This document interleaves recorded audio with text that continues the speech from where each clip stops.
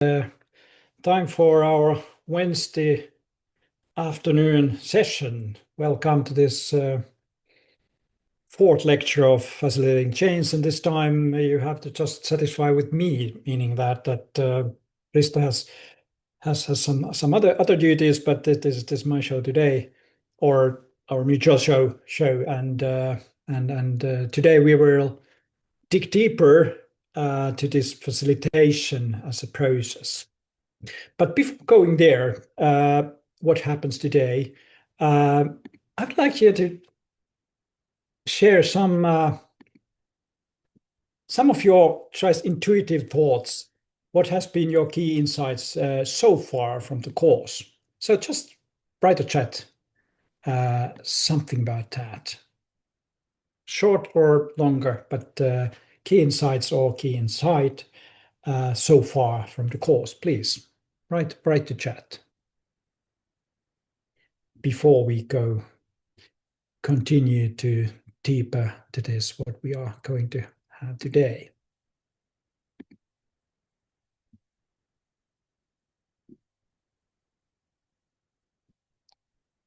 More holistic view on change.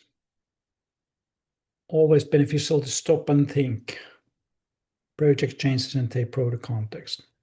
I feel dump. Nothing is in vacuum. There are many aspects to take into account to facilitate change. Being change agent is the art of stakeholder management and communication clearly. Doing, not thinking, is the key for change. Well, thinking is as well important. Different perspectives, understanding those. Different lenses and context change exists. I already tested the timeline tool in practice. It was useful. Looking beyond the project horizon gives better perspective on what are we aiming. Yeah, very good points. Solution consultative sales is close to change management, right? Different kind of aspects to understand why driving change is complex. Facilitation is harder if the context is familiar or the person is really different as communicator, right? Yes, that's quite true, and we will talk about a little bit that today, even more. All right, hey, great things, and I'm very happy to read that there are quite tangible stuff as well, what you have received so far. But yes, let's you can keep on writing there if you like. But now let's go to take a look what we will have. What's our offering today? So facilitation in depth, meaning that that we will highlight the process and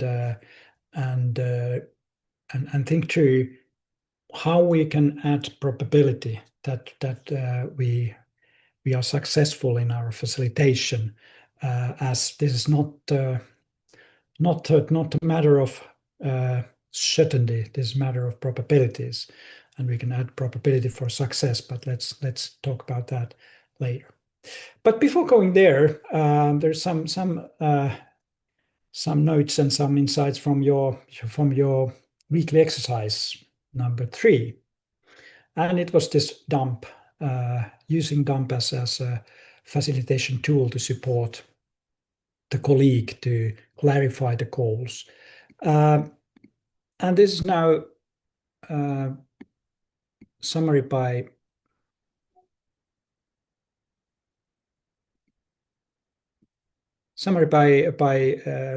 Risto, but I will now go through some of those things.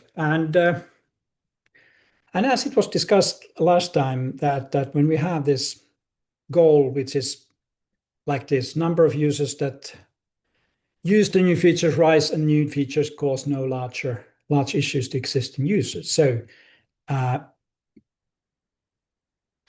is number of users rise. So one user more, is it enough? For example, no large issues. When does an issue become large? So not very accurate. And new one could be like that there's 30% of users have activated feature and 10% of users use it on a regular basis. So it's more accurate to be measured. So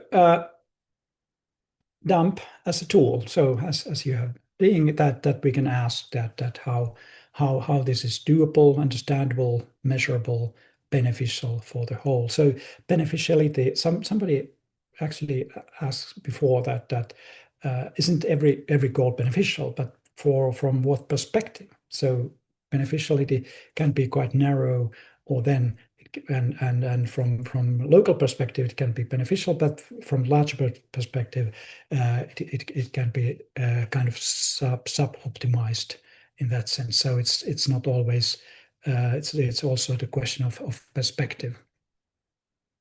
And so this is kind of thing you have done in this exercise that help the other to really clarify the goals. And some points from you that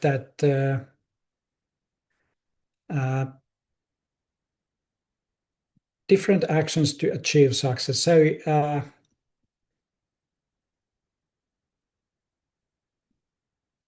it's not needed. I think this is a very good point and realization that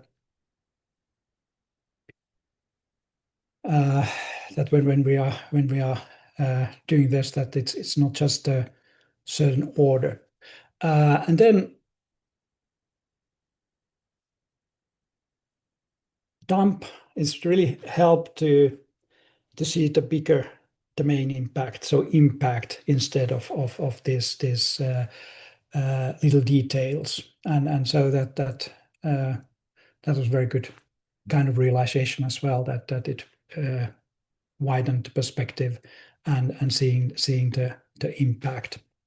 And then one thing was raised was also that maintaining the focus on what matters versus what individuals would achieve as individuals. So rather than as an organization. So meaning that there's again the bigger big picture. And then this I like very much, meaning that qualitative criteria. So it's not always the numbers we can force things to as a goal. Of course, numbers are nice, but there are a lot of kind of we can describe the state of affairs in a way as a qualitative, and then we can use that as a tool together. That how we make meaning. Have we achieved that, and what does it mean really that when we have achieved that kind of state of affairs, and that's observable evidence is very good. What, for example, if we want to create our change our practice, how we have meetings in a team, or and what are the kind of observable practices. So I think describing those and then having these goals as an assessment as a dialogue and discussion, not just and trying to make sense out of that together. I think that's quite useful in many ways. And then it's quite typical that we list our doings easily, that what we're gonna do, but not what we're gonna have as results. So and that's sometimes good, difficult, but also it's very healthy to try to change that how we describe the impact or the state of affairs, what we want to achieve, and then this what are the path towards that, the doings, but the results is different than from doings. Yes, that's what was raised, that not mix task and goals, project and goals. So if task is doable or beneficial, is not the same as a goal being doable or beneficial. Somehow we could a little bit criticize this doable word. Of course, it's nice acronym, this dump, but it could be also said reachable in a way that it's something that can be reached. But of course, we can argue about the difference here, but because doable easily lead us to think doings, tasks we have to do. But that's maybe the one of the pinpoints here, that what do we mean by goal? And some of you had this kind of describing goal that was superficial and vague, and then wrote a separate analysis how it's done. Why not simply write a goal that is done in the first place? So that's maybe also now when using this tool by yourself, that not just as a facilitation, but thinking that how I evaluate my or our own goals. And concerning the goals, there's also this kind of different aspects that when we are defining goals, is it something that we use as a communication tool for togetherness in a way, or is it just the required state of affairs? And I think these both are somewhat can be useful. And sometimes when we have this goal setting mindset, that we have definite goals, and when we need the objective to be stable, that's one thing. But then we can have also goals as a kind of with communication mindset, this kind of vision, or that it's in a way evolving at time. And of course, then the vision could be like this kind of goal, and it's more used as a dialogic way to check our path towards something, and then we make meanings all the time, instead of having a very strict and defined timeline. And then it would be good to clarify when we are defining our goal that we have these both kind of purposes in mind when defining the goals. But this can be discussed now in next time a little bit more if you choose. So I would like now to go to this facilitation in-depth part. And what's the offering today? So first, a little bit about that when we talk about facilitation, what are we talking about? And what all is, where all is it applied? Then we will have two breakout rooms today. First, your experiences so far. What's your recipe for successful facilitation? As I know that there's a lot of people who have been doing this, and most of us have been somehow experiencing it as participants, some kind of facilitation. And we will also talk about this facilitation process and its elements. That what are the elements of the facilitation process, or process what we are facilitating. After the break, we will take a look of this process stages, what kind of stages there are when we talk about facilitation process. And then you have the second opportunity to share your thoughts about yourself, how you see yourself as a facilitator, what to emphasize in your own role and work. And then in the end, next steps and the weekly exercise. And so the structure is the same otherwise than before. All right, but let's take a look. Facilitations is what is it? So dictionary definition: to enable the act of making something easier. So it's and that makes me think that it's always a question of that there's certain flow of action, talking, doing, and this facilitation is somehow make it flow smoother, or being, and also being maybe more productive in a way that serving its purpose. Why are we having the process? That the facilitation is making it make it easier to flow, and it can mean that it's uh, letting people to participate, make sense together, relate each other with each other better for the purpose. But it's pretty much talking.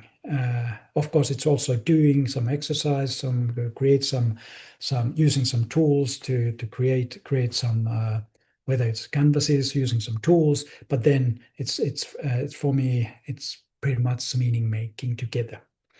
And when we talk about organizational context, of course, in this course, we talk about the change, but facilitation itself can be connected to very many practices in organization where collective meaning making is needed. So is it decision making? It can use the decision making process, certain kind of problem solving, conflict resolution, learning, experimentation, ideation, development, change, transformation, reflection. So when people are talking together or doing something together, so then facilitative practice can help do that better, smoother, more productive way.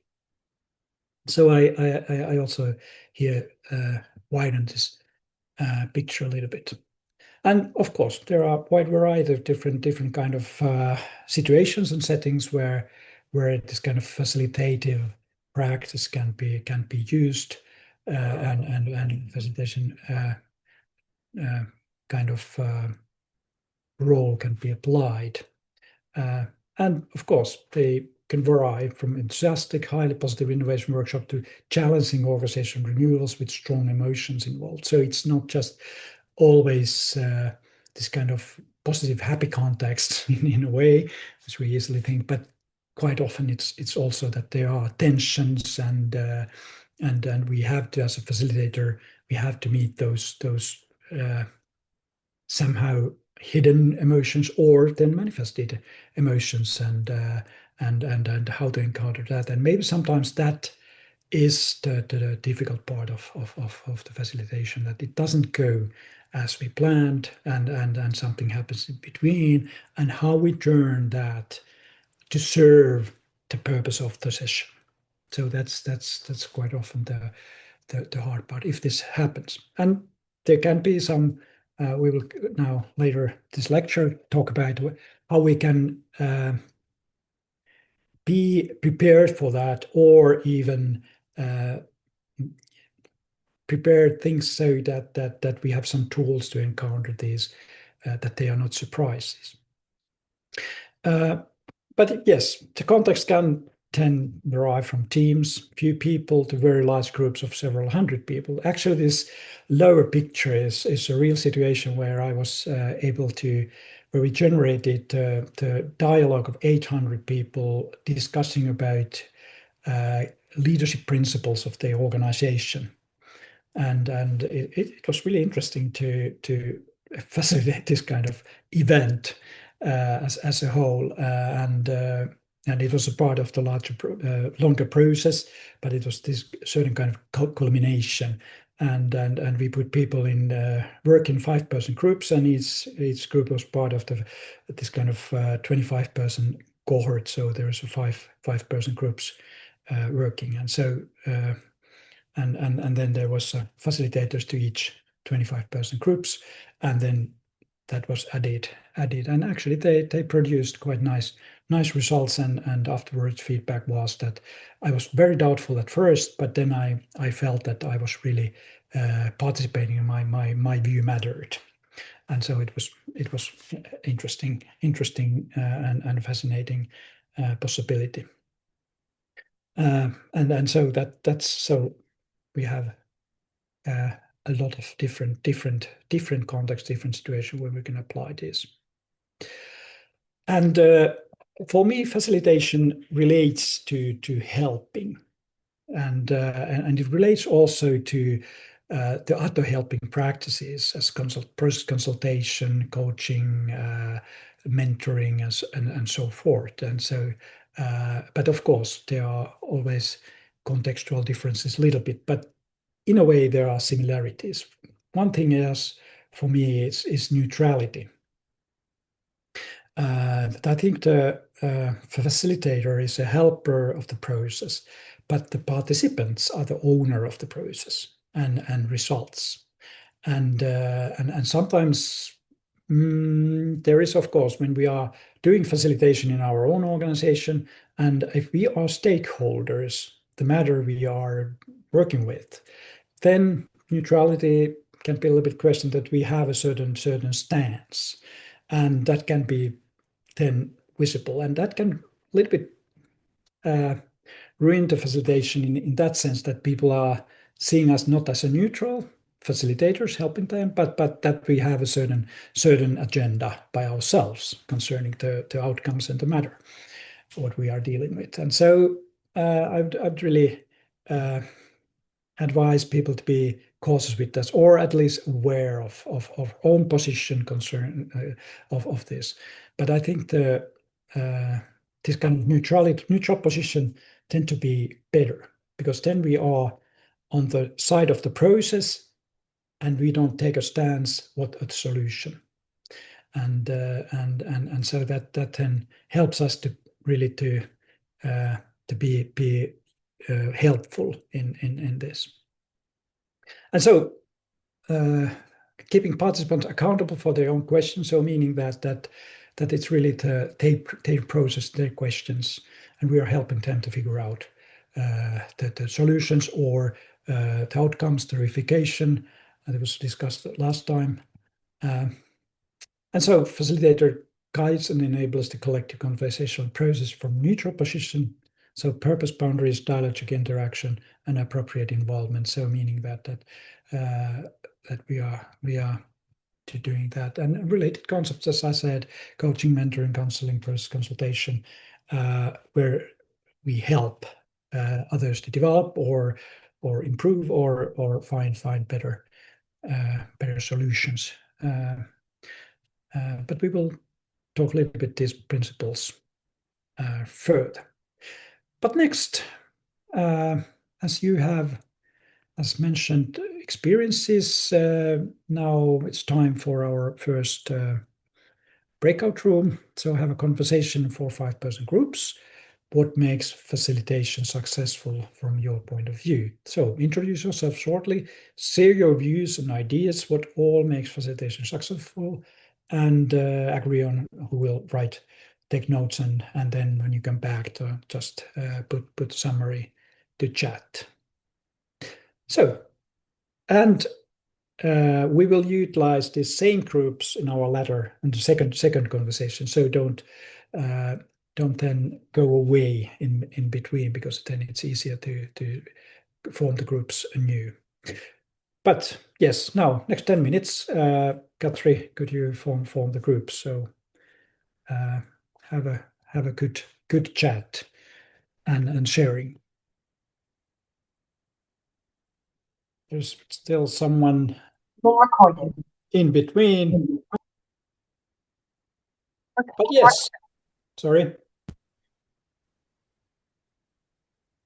All right. Hey, welcome back. And now, as you already started to do, put your lists or recipes to chat. And I'd like to ask some courageous group to tell a little bit about your recipe. So who would like to now, before the break, a few points build on this. So I'm now, when talking about here, I want to focus on this kind of single event session workshop point of view, because larger transformations, well, we have quite often those workshops, sessions, and so on. So I think it's, of course, it can be then, when we are talking about larger transformation, there is a series of workshops, and we can, of course, design those as a series. But then as a facilitator, we focus on a specific session per time. So, and that's why I want to also to highlight this what's happening in one session. And when we now talk about the facilitation process and its elements, so one pivotal thing is contextuality, that it's really always happening in a certain organizational setup and context. And this understanding this context and how the single event is connected and what's the nature of the context is quite pivotal. And then what you highlighted as well was that clarifying why are we having this session, so purpose and aims. And quite often there is a client, there is a manager, there is someone who have decided or uh, uh, have the need to have the session. So also clarifying what is the purpose. But as you mentioned, it's also clarifying for the participants. But then, who are the participants? So what are they? Uh, uh, who needs to be in the session?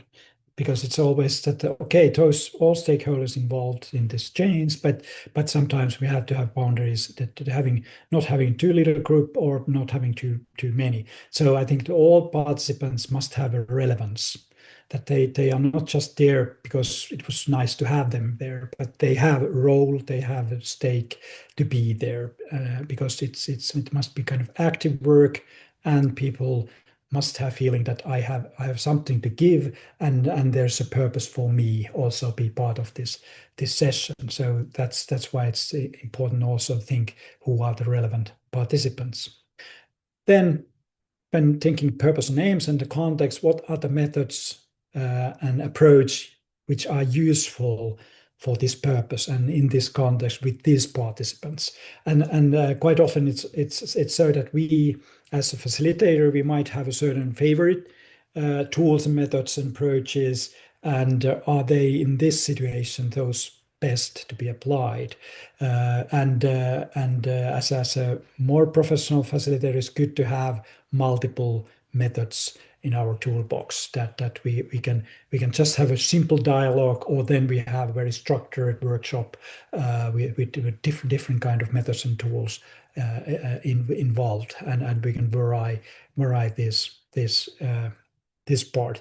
But just having one tool tend to be that okay, we believe in this one tool and we apply that, and sometimes that's too narrow approach. And so one important element is the facilitator, him or herself or themselves, that what kind of persons, what kind of background, what kind of experience we are having, and that's also how we fitting to this, how we build relationship with the context and with the people involved, and how we feel ourselves as a believable, trustworthy facilitator in the situation.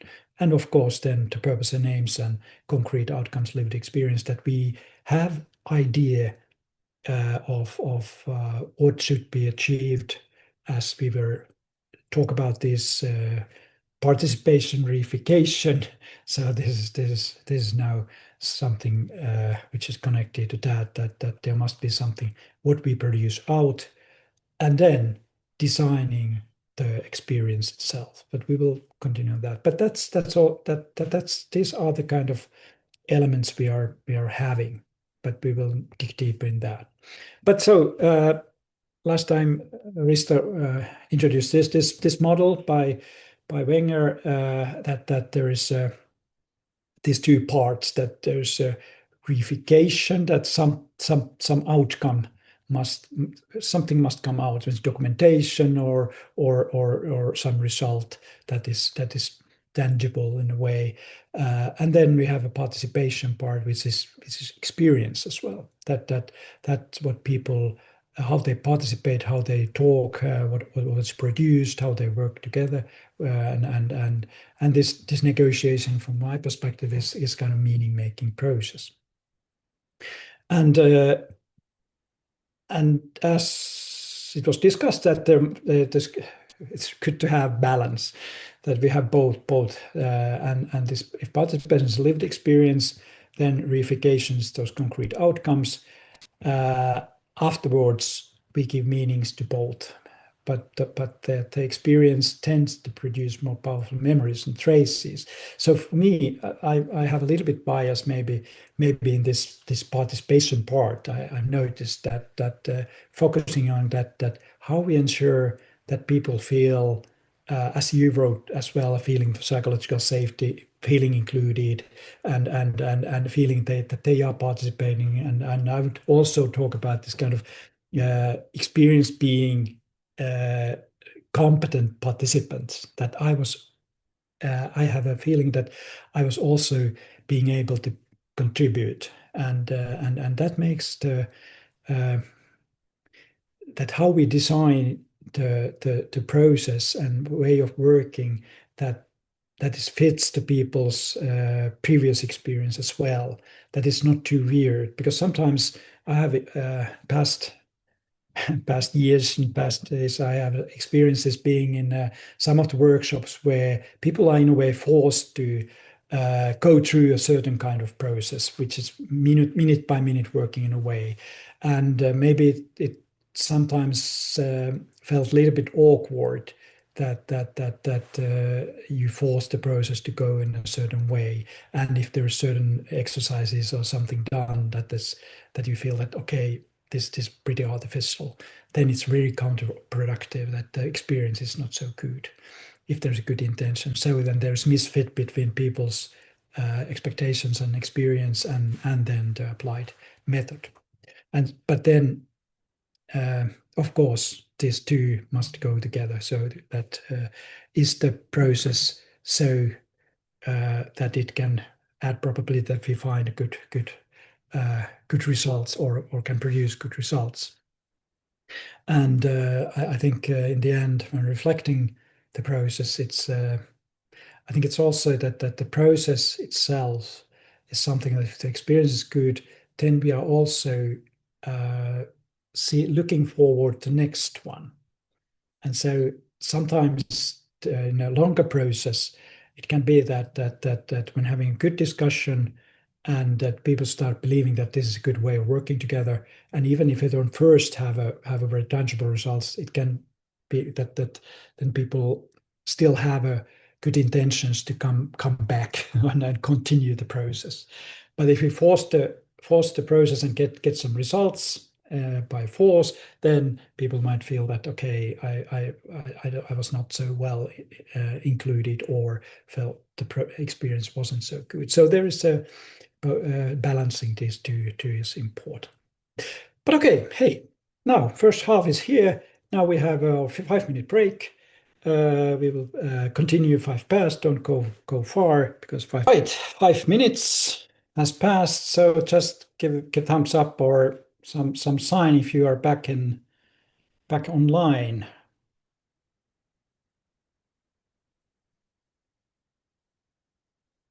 All right, hope you are there.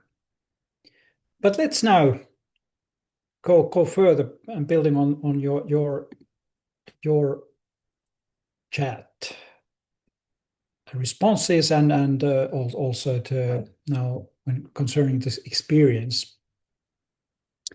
We focused a good facilitation experience. Here are the list that some positive things could happen. So as you highlighted, this feeling or experience of appreciation and inclusion, that's of course one very concrete thing.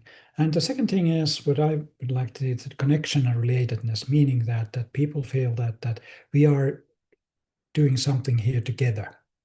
That there is a connection, my connection to others and to the topic and the ways of working and the relatedness that we really have experience that we create, construct ideas together. And then achieving new shared understanding that there is some change and there's willing to listen, not just selling your ideas, but in a way building some understanding together.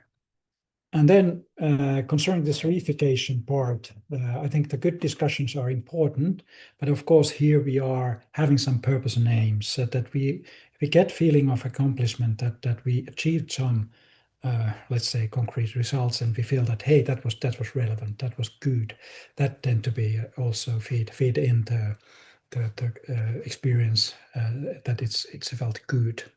And then that we are working in meaningful issues, that that there's it mean to us together, but also me personally, that this is not some side stuff, but this is really core stuff.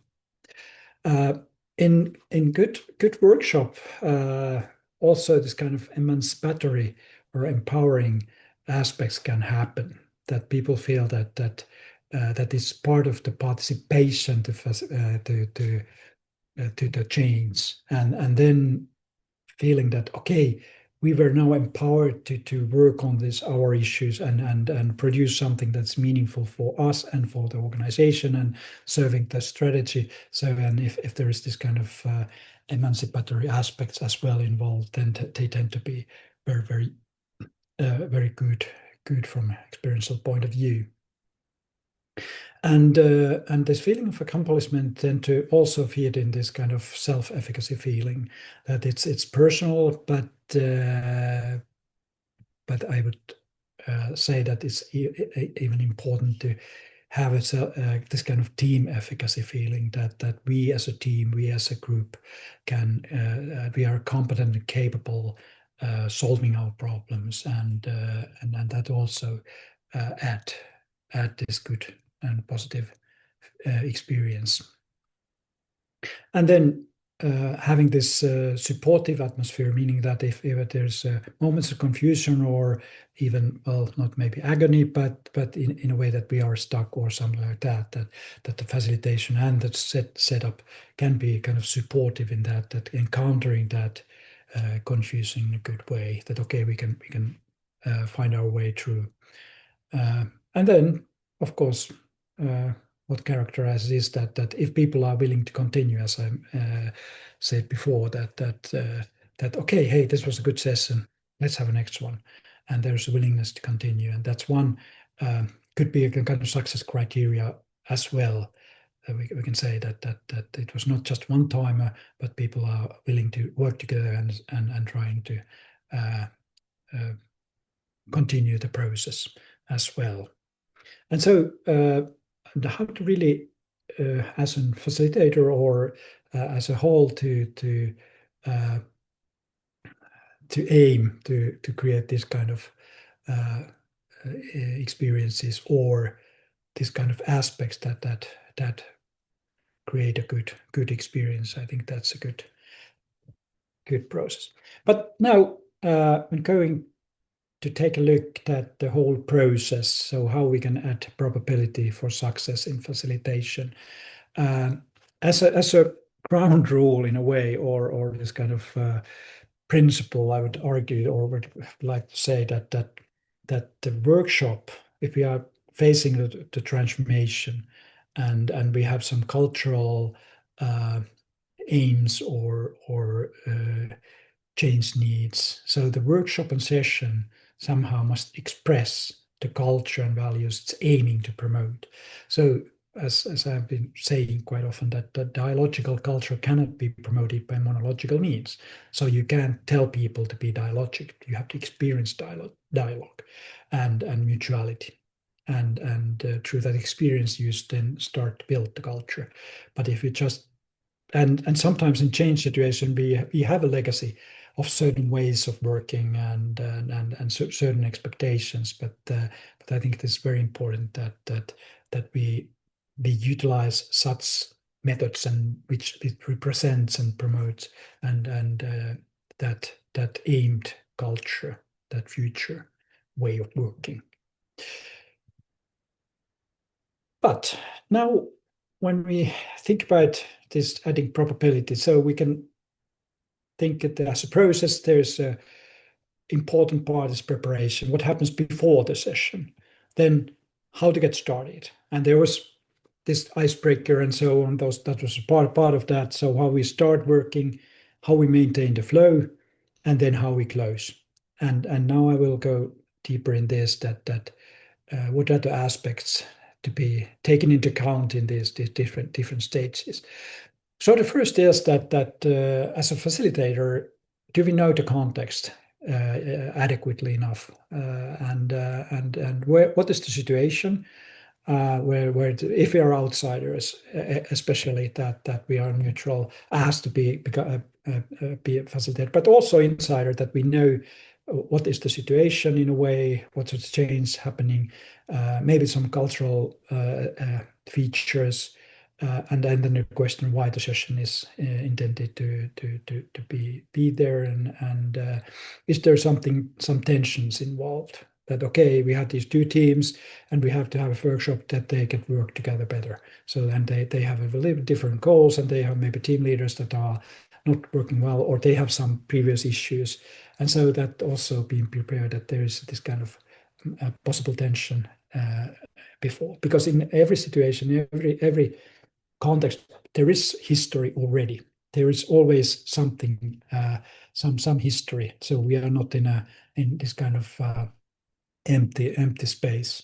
And maybe some touchy issues if there are. It's not about the people who is who, maybe. So I'm not so interested in hearing that this person is difficult, for example, I'm a facilitator, but I'm more interested about what's mutuality, what's between people, because it's never one person. It's always the relationality and issues, and sometimes the client can say, let's say, I will tell you, but it's his or her view.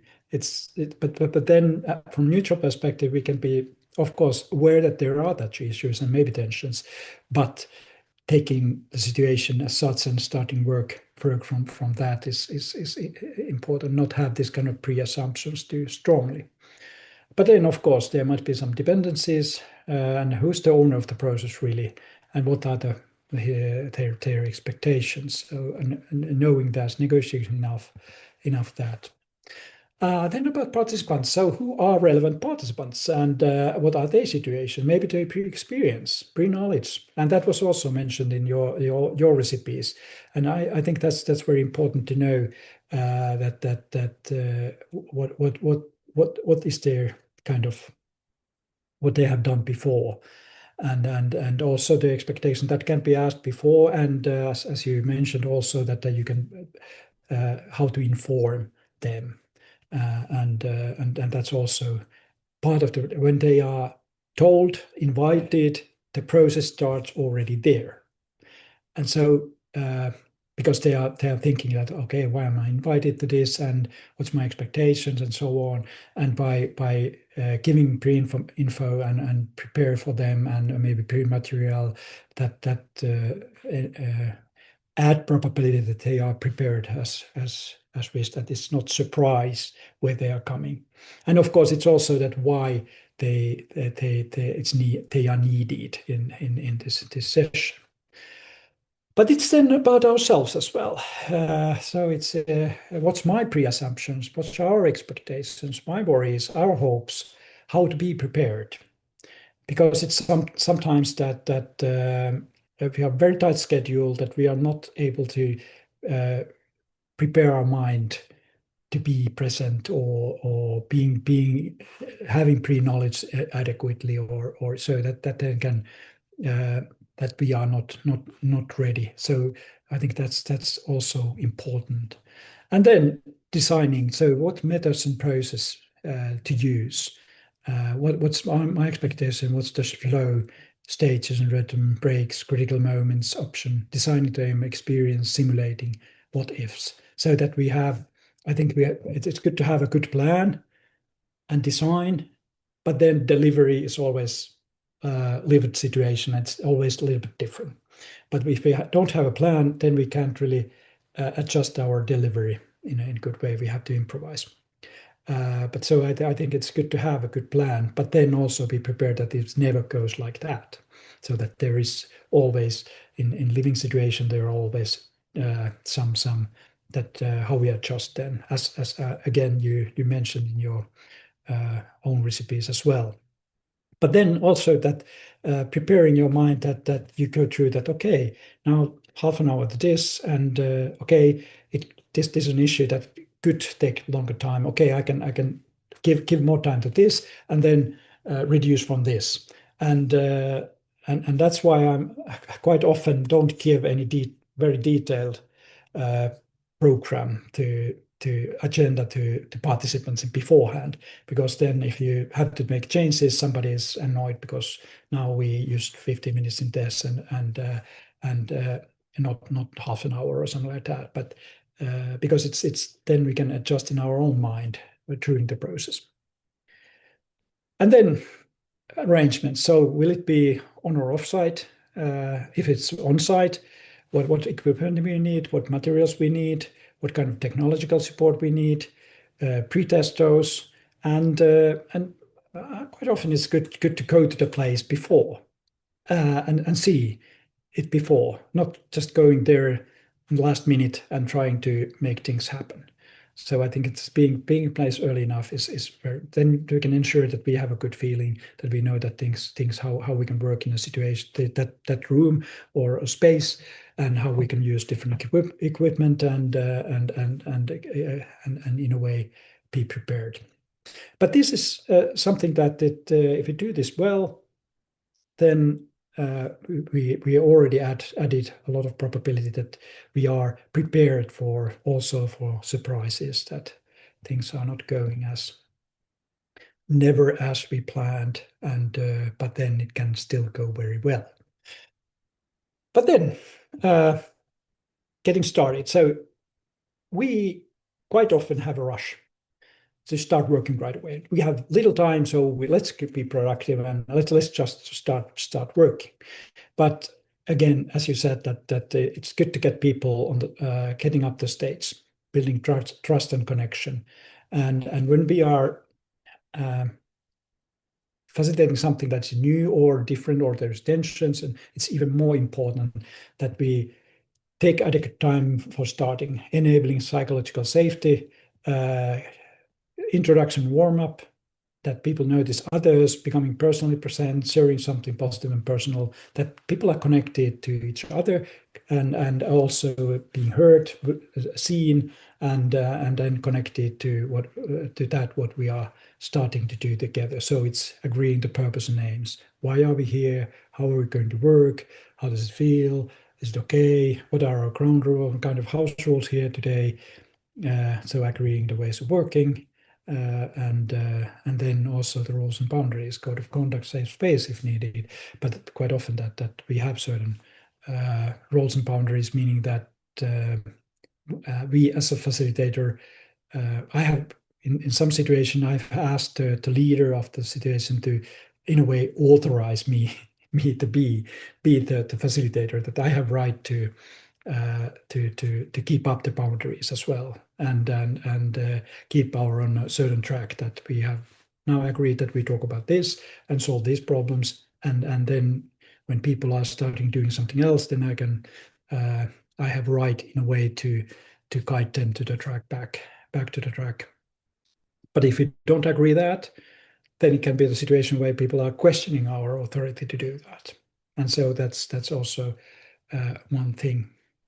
And then, of course, something quite often people have pre-knowledge, and maybe it's this, that we have shared some pre-information and some there is some pre-task or something like that. So connecting to that what has been what kind of experience have you had before, or what are the questions we have been before, where to start. So and that makes people to, well, I would talk about this kind of helping people to feel that they are competent participants. They know stuff already, and there's we are building on that what they already have. So that quite often make people committed. But if they are feeling very detached, that I don't know anything about that what we are talking about, and I'm here, and then it can be really a experience that is not so good. But so getting started, let's say I have a colleague who says that you have to go at first slow in order to go fast in the end. But if we don't go slow in the first and really rush, then we can be in trouble later in the process. And then, of course, that maybe connecting the organizational context as a whole, meaning that how this is connected to our strategy, to our overall goals, why are we doing this? So also highlighting that could be useful here. And then maintaining the flow when working. So keeping up the rhythm, action versus pauses. So that is, of course, we have pre-planned some actions, some pauses. What's the rhythm? But it's also that sensing that, okay, hey, now it's time for pause earlier maybe, or okay, let's do this still and have a pause then. And then involving and including people in an appreciative way. So I think that's quite pivotal here, that all people, all participants feel that they have role and they are heard. It doesn't mean that everybody has the same airtime, but they can participate. And here it's also that because we are different, that somebody is more wording more and somebody is more listening, and noticing also that there is differences in participation. And both can feel that they are very, very included.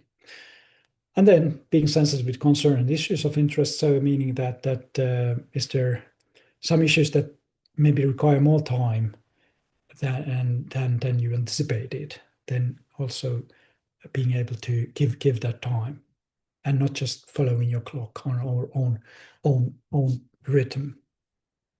And as said, if you have these house rules and authorization, then we can also have better means to redirect and interrupt the unfruitful or unconstructive debate or interventions. That okay, this is a good point, but it's off of our agenda. Let's put that. Let's remember this, but let's now talk about that. And of course, this can be sometimes be tricky if there's a lot of ambitious people, tensions, emotions, agendas. Somebody's driving own agenda more, and a competitive environment, and so then the facilitation can be here somewhat challenging. But that's now to being aware of those potential issues is important. And then if people get stuck, then how to get help them to move forward.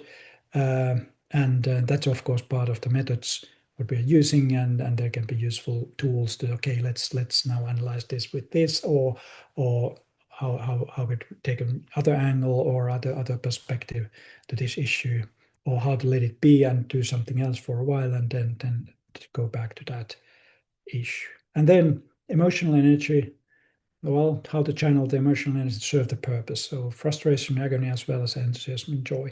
So that's also one part of the maintaining flow. And it's good that we hear that. If there is a frustration, agony, then okay, hey, let's stop here for a while, and how can we now hear that? Okay, why we are frustrated here, and then start working at okay, what does it mean now that we take next steps towards the goal?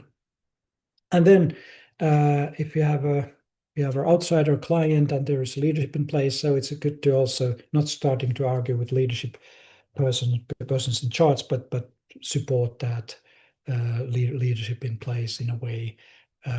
And of course, that can be delicate as well, that can be challenge the point of view of the leader.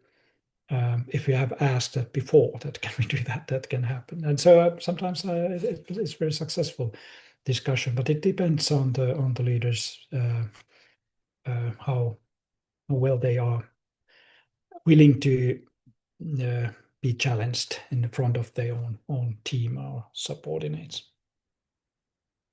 And as said, that maintaining the feeling of competence among the participants, so meaning that we are competent participants is quite important. And then closing and reflection. That can also happen that we are so busy to do stuff that we don't have time to close and reflect. So that's also very important from the perspective that there is a good start and good closing, and then the flow in between. So reserving time for closing, that we have planned, that we have, whether it's last 15 minutes or something, to to really assess the outcomes. Okay, these were the expectations, we achieved this, how we see that, but then also reflecting on the experience, how did we work, how was it personal and how it was collectively experienced, and that's part of the culture building, that we also learn to reflect and share our experience and assess our outcomes, and then agreeing to next steps. So what will happen, who will do what and when, and the next workshop, next actions, and disclosing also close in people's minds that now, hey, this was, we worked 3 hours very well, and now we closed it, and then the next stuff after this, but it's important to close. And so that was kind of some highlights to remember of the process. But then take now moment by yourself, think what would you like to emphasize or highlight in your forthcoming sessions, workshops as a facilitator or as a participant to ensure a good experience for all. Let's use 2 minutes, and then we go back to breakout rooms, and you will have a certain kind of dialogue session. But now 2 minutes, personal thinking and consideration.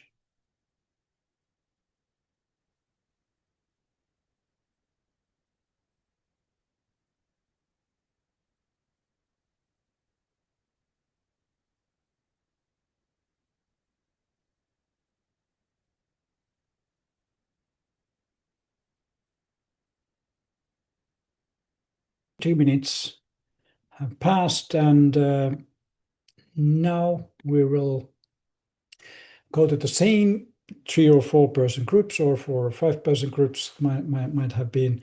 And the idea is now to have discuss and share what will you emphasize in your personal facilitation process, practice and process in the future. So some highlights, what you think is your those emphases. And the idea is now to have a dialogic ground. Agree who will start, listen carefully what the other person says, and then when next person starts, connect your own talk to previous ones. And of course you can talk to previous, but also previous ones, so not just the latest, but and then have a round in a way that you really add, okay, as you said, I'm doing that as well, but then I will do this and that, and now this what you said reminds me from this and that. So in a way that you add on, and in the end have a mutual reflection. How was the experience? How were you able to generate and maintain a dialogic moment? That you listen and make connection, and you add on that, and not having this kind of separate talks. And then write short notes about your experience to chat in a dialogic way. So this is a little bit different, not just content-wise, but process-wise. And I give you 50 minutes for this. And Katri, maybe you could now put people to breakout rooms. So have a good dialogic moment with you. Put something about your experience to chat.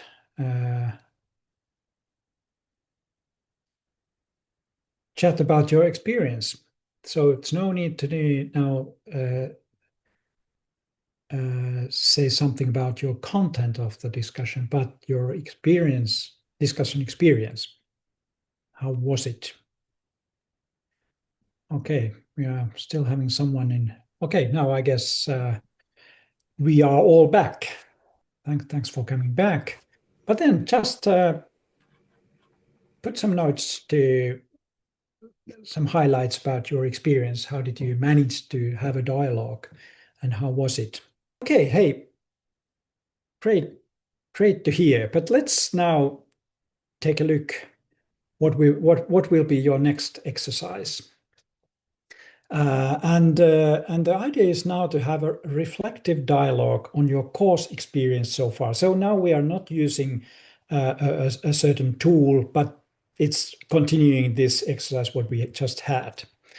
And before this session, prepare by making your personal recap on the course experience so far. Okay, I asked in the beginning a little bit that, but then just make a summary. What has been, what were insights, but what has been your experience also here in listening us and being here in sessions, and then doing the exercise, and how you have been thinking about that. And then the idea is to have 2 50-minute sparring coaching style discussion in which the other will serve as a listener, helper, while the other will reflect on the personal course experience and insights so far. So now it's more this kind of allowing time for other 15 minutes to talk about the experience, its meaning, and then you can ask more.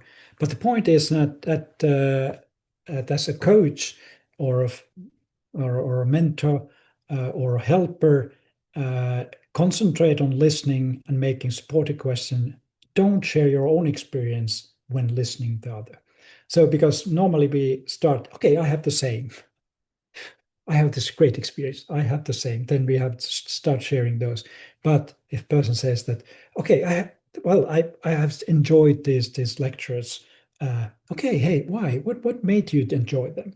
So that's the question. Not just I have enjoyed too. And so this is now continuing this exercise what we have just had, and then change roles and have other conversation, and then after that, when you have had this 2 times 15 minutes, have a reflective discussion and share your experience. Assess how were you able to have a helping conversation, what made it as such, and how did you feel about being coach, and how do you feel about being coachee, and then this is a now personal memo, max 1 page of your discussion experience. How was it to be a coach? How was it to be a client? What did you learn, realize personally from the exercise? So this is now the exercise, and then okay, 27th of May. That's not true because it's next week, Monday. But Katri, it was Monday, right? When we had to. Yes, at the 20th.